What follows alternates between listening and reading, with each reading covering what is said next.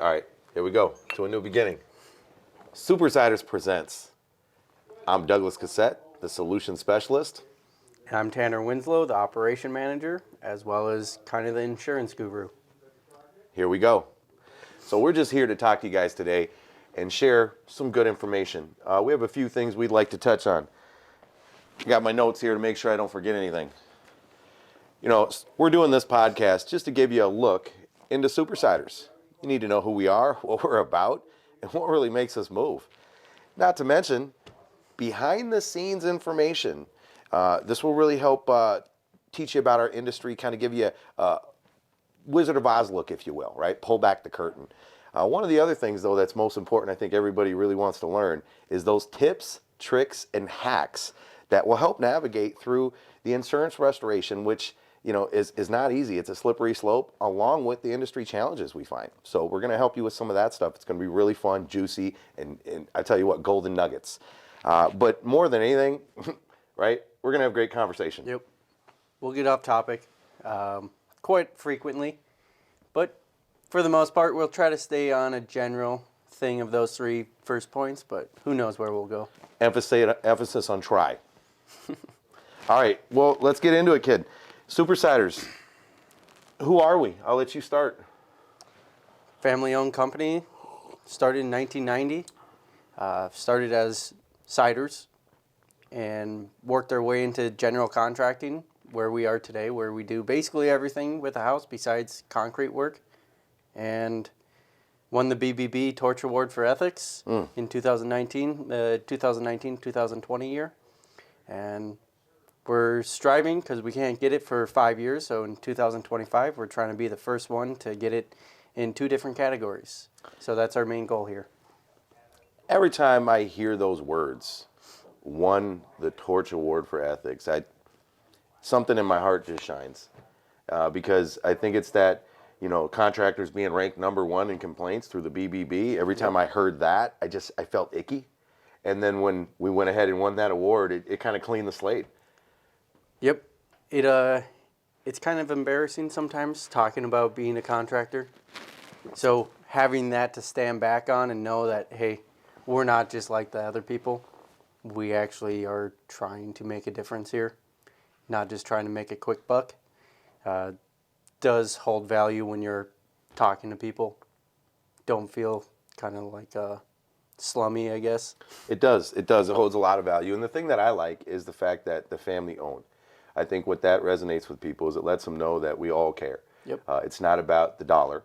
It's not about whose name's on the folder. And it's not about who's going to get in trouble.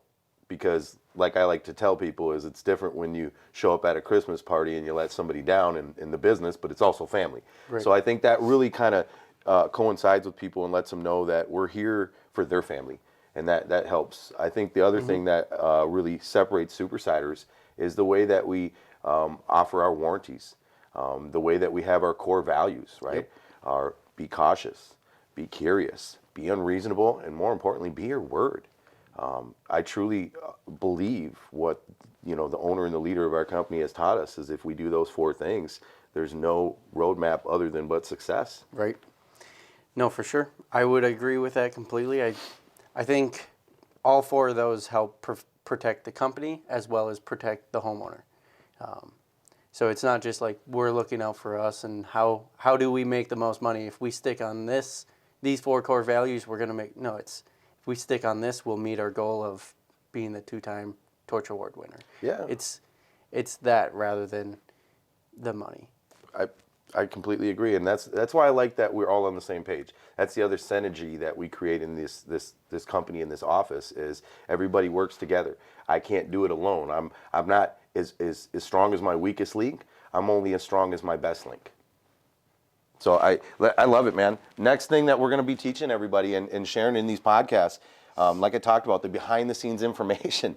Yep. What I think that means, and I'll let Tanner go after, to me, that's just really pulling back the layer and really explaining to people what we deal with on a daily basis, how we can help them, and the things that we're seeing with the distributors, the manufacturers, the insurance companies, the building officials, all of these people together is a component system of how you can navigate work together. But if you don't really know, as an average consumer, homeowner, or even just an installer, you don't really know the other side of what's going on. It's hard to understand. So I think watching our podcast will really inform you guys and keep you up to speed. Yeah, and I would also touch on the behind the scenes is also something along the lines of what's going on with our industry, what needs to be changed, what is currently an issue, like right now, labor shortages, Yes.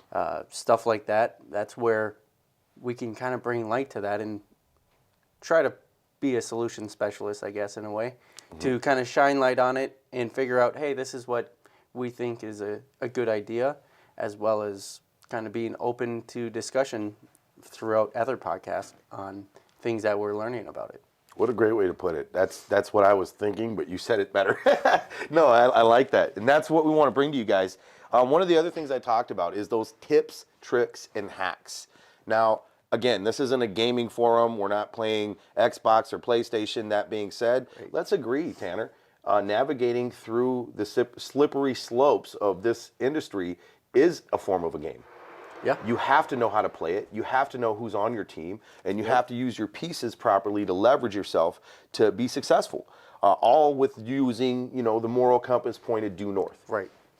Yeah, you don't want to take advantage of any company in any way. But there is certain aspects. I deal with a lot of insurance, and there's things that come up all the time that you're like, oh, really? That's happening to you? If you do this, this will probably help quite a bit. And those are the things that we're trying to shed light on. Rather than you trying to figure that out on yourself or by yourself, hopefully a little bit of the tip that we can provide will make the whatever insurance or whatever product that you're using, it'll help make that go a little bit stress-free for you. Now, full disclaimer, folks. You would ask yourself, why would you guys give your secrets, your tips, your tricks, your recipe to anybody else? And I'll share, Tanner, what I feel, and you copy in on that as well. But somebody once told me, even if you had the recipe for Coca-Cola, I doubt you can make it better than them.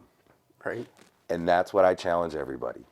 We'll give you all the secrets. We'll give you the recipe. We'll even give you the special way we format it. But you can never be a super cider until you join the family. I think that's put perfectly because I also do property advocates, which is my public adjusting stuff, and I adjust claims for other contractors. I'll get the same scope of work approved. Does not mean it's going to be done as a supersider level of quality. There's things that I see get left out even though it was approved. They got money for it, not replacing certain flashings, that stuff. And it puts me in an awkward position because I know these should be done, but the contractor was the one that referred me. The homeowner is the one who hired me. Now I got to be in a sticky situation where I have to tell that homeowner, hey, the person that did your roof, they didn't do it right. That has to be uncomfortable. It's super uncomfortable. Jeez, I think we should create a special topic, maybe one of the podcasts on that, just to dive into maybe why that's happening, what we can do to stop it, and just expose it. Yep, and just things that, as a homeowner, because most people don't know, hey, what components go into a roof? What ones are the most crucial? Which ones are needed?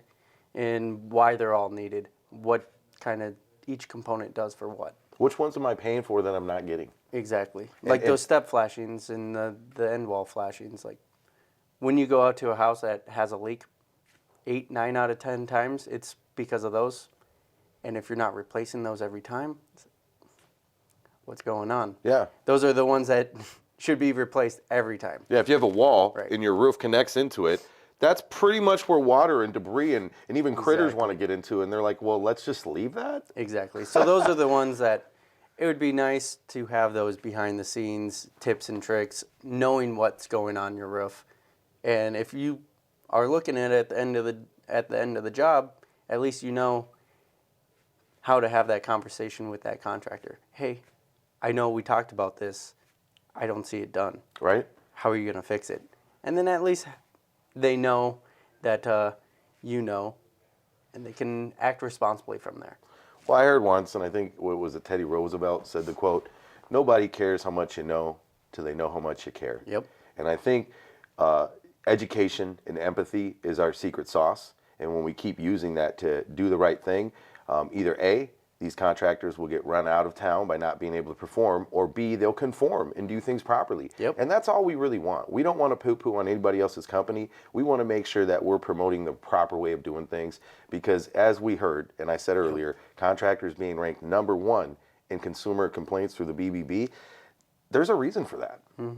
So again, we'll touch into all these things later. We got a lot of information on those specific topics, but the last thing, great conversation. I think you already saw it. I mean, this is what we're doing. Yep. We're really here to have fun.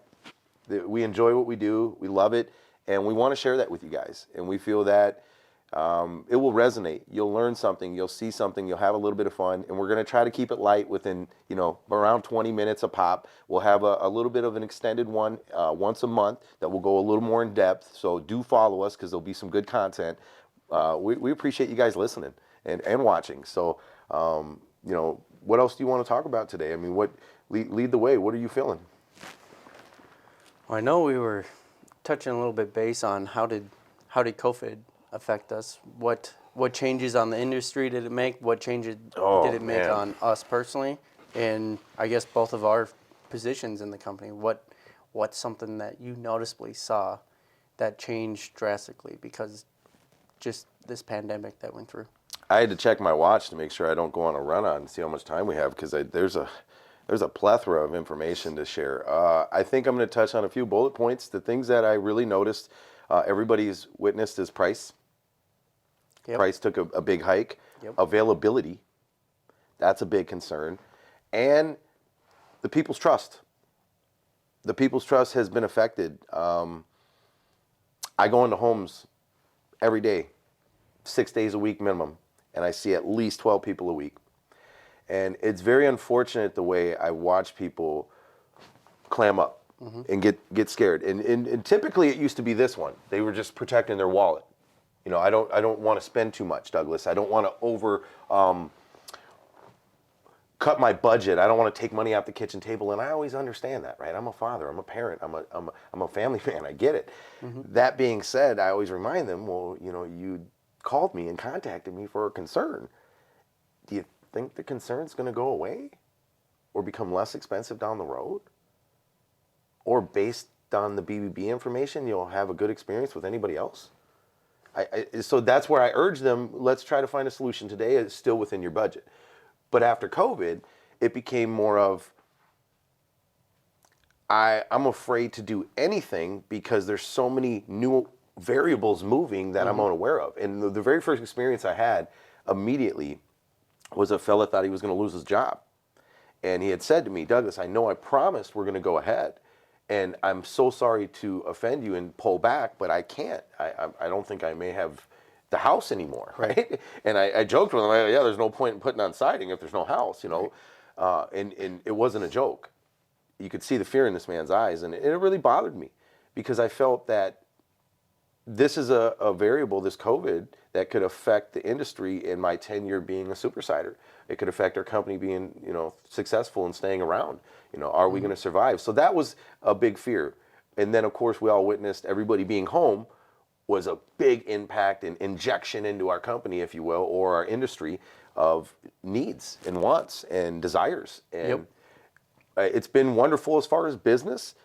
But then with the constraints of the cost constantly rising, we can only give a 30-day quote.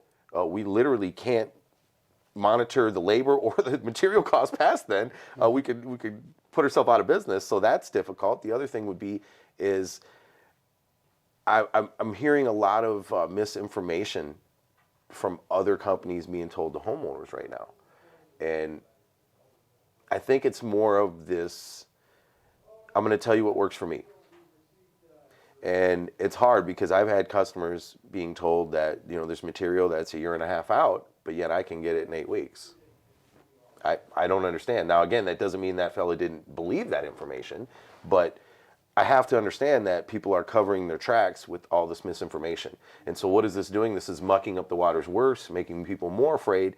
And now when the gates are essentially unleashed, which I think is starting to happen, it's just a flood of fears, misinformation, overpriced, and unavailability of material, which I think is a recipe for some things to get pretty nasty. So I'm a little concerned, yet I'm a super cider and I'm confident. Right. And I know that we can handle it. There's a lot of points there. Yeah, I think probably one of the big things, just kind of theorizing off the top of my head here, is contractors being such a high complaint about industry, and now people are kind of being shown the light of it, kind of just makes people a little more tentative to make decisions with contractors, regardless of the company, Well just because said. they are. So I think when you're saying the floodgates basically opened, kind of made people look at every single aspect of what contractors are doing, and having them almost take everything with as a grain of salt. You know, you're just not really sure, is this guy really telling me the truth? Which is hard for us because obviously we try to only provide the truth. So when we're telling them something and they're not listening, which is completely understandable, it's hard because we just want them to do the right thing for them. And if they're going to listen to someone else than us, it could jeopardize the decision making that they have. Yeah, yeah. Because when we show up at the table, we're essentially a stranger. Yes. Yep. And I guess when you're looking at it,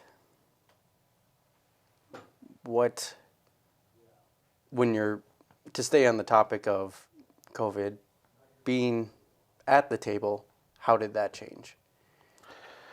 First thing, masks. I don't know how much you've ever worn a mask for an extended period of time, 40, 45 minutes, hour and a half. Before? In a kitchen table environment that can be very warm with humidity and things going on, you're sweating, you're trying to explain a lot of things. It's harder for them to hear you. You're, you know. Yep.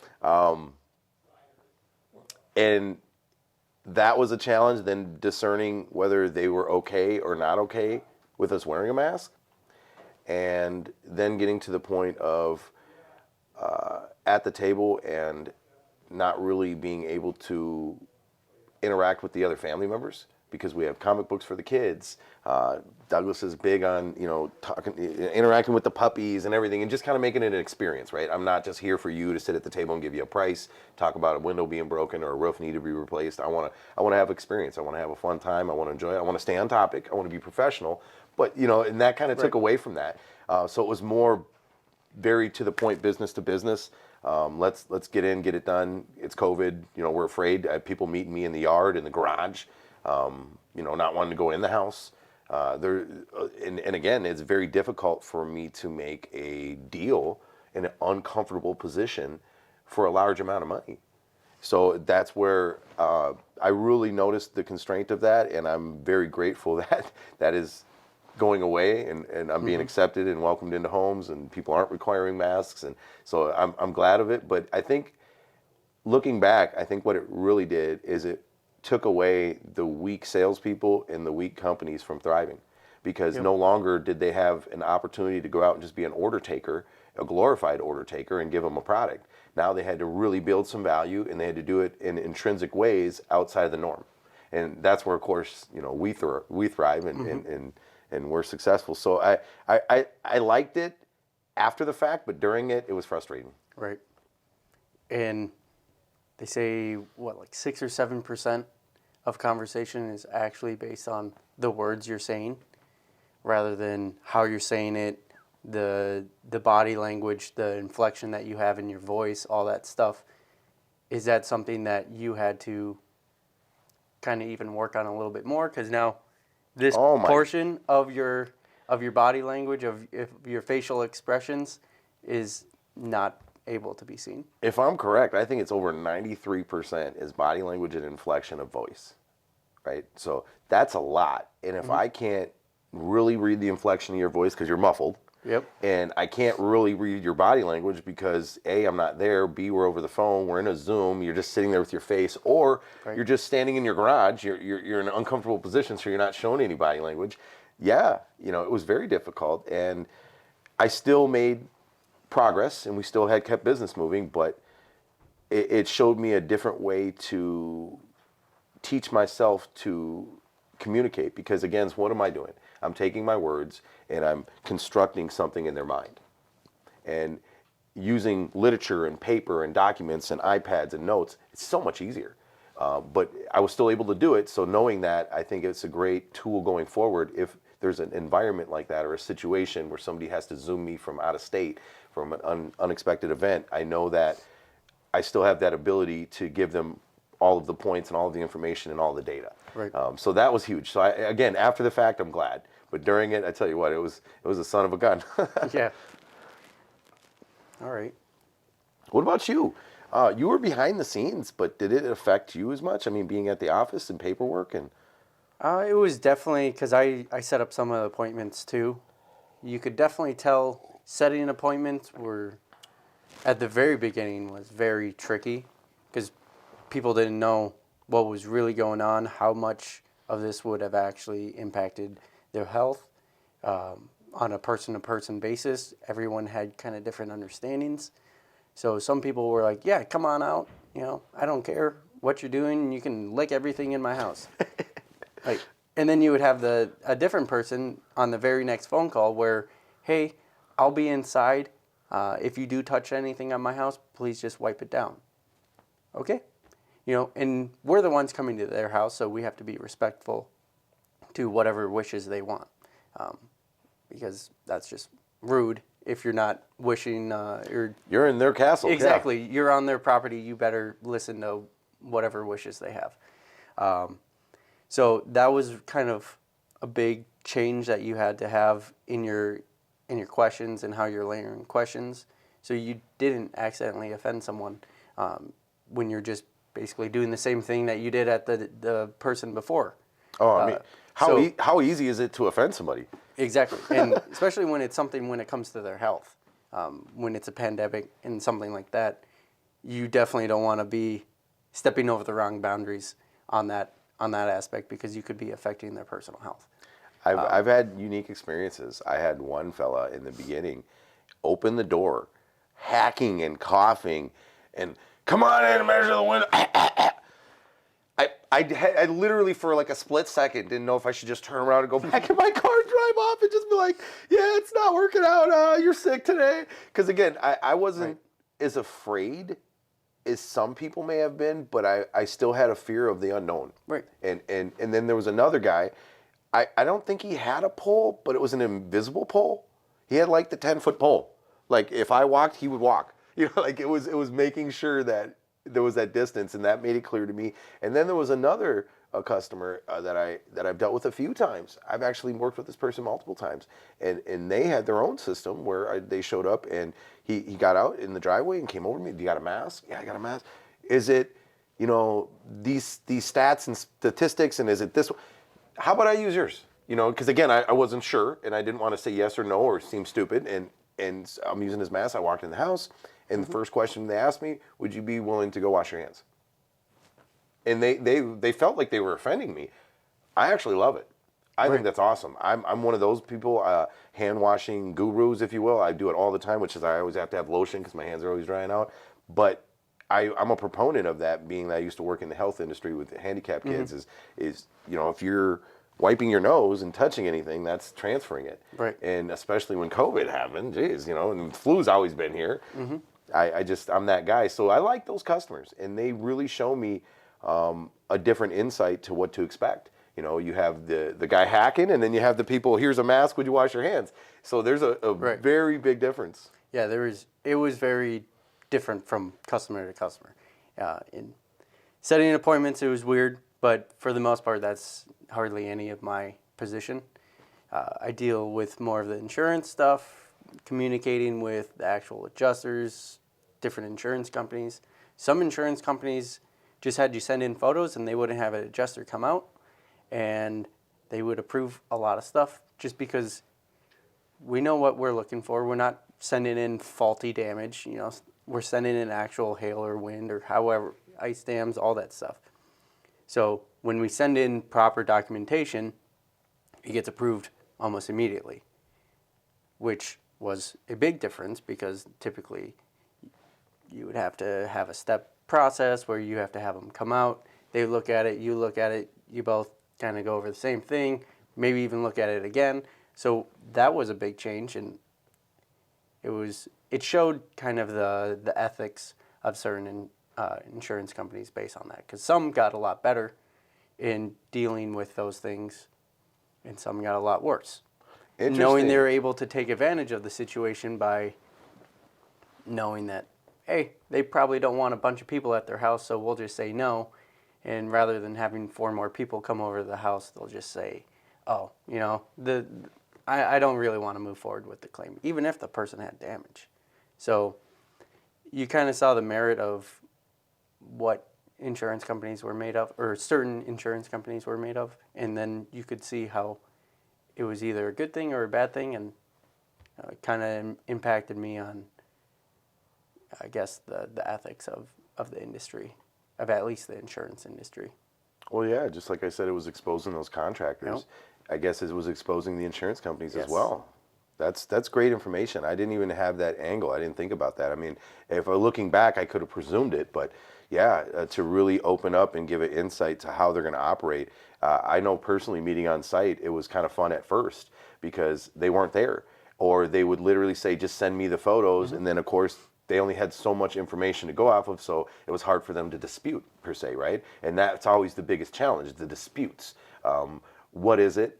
What caused it? What was the date of loss, and is it covered? Right? I mean, there's so many elements, right? So if I'm sending you a picture and it shows something and you can't dispute it, well, you have to approve it. So I think at first, for me, it was really fun until it became, well, those pictures don't matter, or those pictures don't work, or those pictures aren't the right pictures. And Right. then it was, well, we can't meet you on site, so now you can't talk to us about it. Yep. Yeah, because there was some of that where, not naming any companies, but they would just deny it and say, okay, well, could we have a reinspection? We can meet there. Well, we can't meet out on site with you. I guess we're getting pretty far past the allotted time that we were gonna do this for. Should we talk about real quick what we want next podcast topic to be, and then Yeah. kind of I feel that we should dive into a little bit of our collaborating, how we're working together with the St. Paul Saints, who else we're working together with. Let people know, again, that look into Supersiders. I think that should be number 2, a little bit more about us, what we're doing. And of course, obviously, we'll get off topic. This is what we Right. do. But just to kind of let folks know that we're really huge on either networking, working in the community, and philanthropy work, giving back. Yep. Yeah, and as well as that is kind of another thing of inside the industry of possibly some of the labor shortages. That might be one of the soon to come topics that we're going to talk about, because a lot of people think the only way that you can have success is going to college or something like that.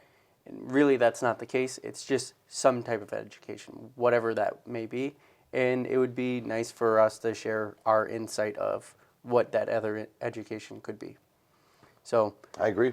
that's another one of the topics, as well as kind of seeing what we're able to do with the community, what options are there, how else can you come and see us, and We'd love feedback from you guys. If there's anything you know of Yes. that we can be a part of, or we could join, or we can contribute to, that's a big a fabric of our DNA. So Right. please share that with us if you would. Yep, topics.